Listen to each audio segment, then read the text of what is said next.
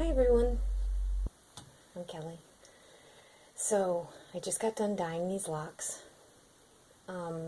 Unfortunately, I dyed them all, and I didn't keep any to show you guys what they look like before, but they were white to a dark charcoal gray, and you'd asked to see how they turned out. Now these are still wet, and so they are quite dark. This is the dry piece, and as you can see, it is various shades of raw umber, burnt umber, raw sienna. Yeah, wow, can't remember my colors now. So, anyways, they've warmed it up considerably, and the reason that I am going to say this right now, I'm a terrible dyer. When I dye, I'm very haphazard. I try to keep measurements so that I can repeat it. A lot of times I just have to test the locks in the pot when I'm doing it to make sure I'm getting the same results again if I'm trying to get close to what I did before. Like I said, these started out with salt and pepper. As you can see, some of them are quite dark. And then some of them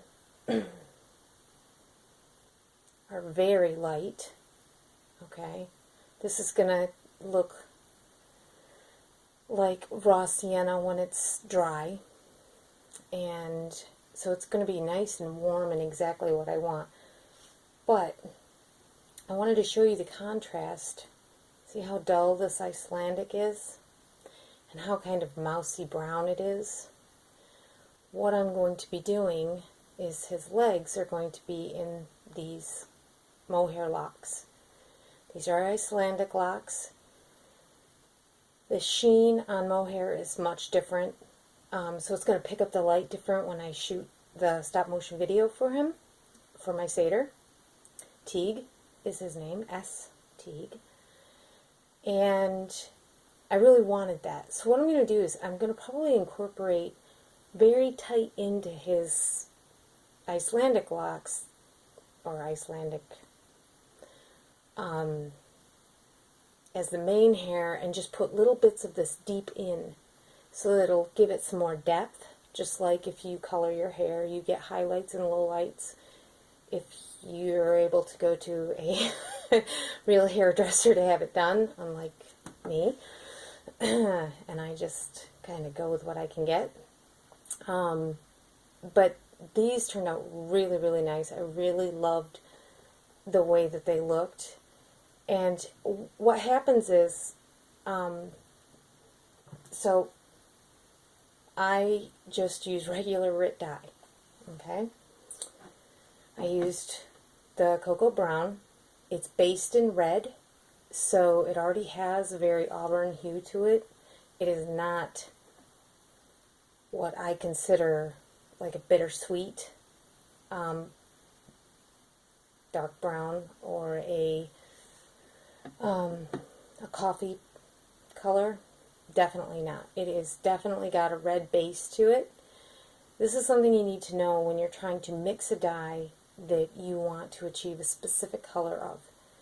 Because if you're working with a red and you want it to mute this color, you're going to add the opposite color on the color wheel to tone it down, which would be like a little bit of green.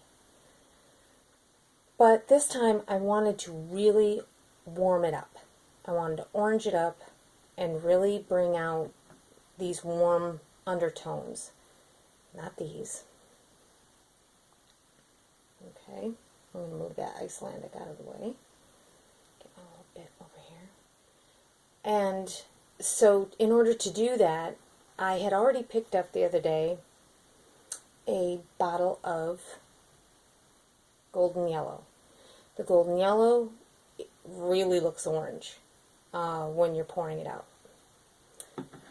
And then what we do is I literally used the whole bottle. I use a 5-quart pot, and I fill it up 3/4 of the way. Like I said, haphazard. I'm terrible. I apologize to all of you that actually dye your things appropriately. I dye my wool like my husband cooks dinner. He just kind of smells and spices, and he can never make the same way twice. Well, at least I can sort of get close. So this is what I used. With the cocoa, though, this particular bottle, I can't give you measurements on it because this bottle that I got from Joann's was so old that it was like pouring sludge. When I poured it out into the pot, it looked like mud coming out. So I used very little of it. Whereas if this was the standard that had just been put on the shelf, it would have been thinner and it wouldn't have been quite so much. So my batch was really concentrated straight from the beginning. The first time I used this was actually on my girl Elf, trying to make this auburn, which I loved how this turned out because see all the highlights in there? See how nice those are? And this was on, but see those dark ones came from when it was really still concentrated before I really cut it down with adding some more water. And this was so thick that I was able to put it, after it cooled, I put it in a mason jar because the dye was not exhausted, not even close. So these tiny locks are great for this size of a doll. She's, I don't know, I forget how big she is. A foot? Nah, 8 inches. So anyway, it's great for perspective-wise. I actually dyed a whole bunch of different locks, and this is how I discovered this little, using up some really dark gray that I got that was nice and loose. It was a Leicester lock, and gorgeous. Gorgeous color, but dark gray. I figured, we'll put it in. I can see the shape. When I did it, it was amazing because it turned this really beautiful dark brown, and which I've since used in something, I forget what, or it's buried in my stash, but it's lovely. So what I learned from dyeing gray is you're going to take these really intense colored dyes and it's just going to mute it back and give you this really beautiful natural color for hair on people in general. People that are out in the sun a lot are going to have that sun-kissed look on the tips. It just is a really nice way to achieve multi-tonal locks. And aside from that, I have one more thing. Because this gray muted it so much, I wanted to show you the difference of what it would look like if you did it on white locks. I have some, these are Teeswater, and they are still wet, dampish, yeah, they're wet. And they turned out really nice. I actually love them a lot. This is them. Okay? This is the exact same dye, but these were white. Well, wool white, not bright white. And really, I didn't even have to work to get this ombre. It just naturally did it. Now, when I saw that it naturally was giving me an ombre look to these locks when I just pulled them out, I just draped them over the edge of my pot and put my big slatted, it's not a slatted spoon, but it's close enough, and I set it on top of it so that it wouldn't slip back into the pot, so that I could get just a little extra time on the tips. And then I went in and did a rinse. Now, this is wool, okay? This is mohair. The difference is, it doesn't felt up the same way. With this, I'm going to end up using a little bit of wool to tack it in to make sure that while I'm moving this figure, satyr, to do my stop motion, I'm not pulling out bits of it because it doesn't really felt in tight like wool does. Okay, and so when you're dyeing locks like this, you need to be very gentle. Otherwise, you're going to felt them up, and they're just going to be dreadlocks. Or if you want to make dreadlocks, that's how you do it.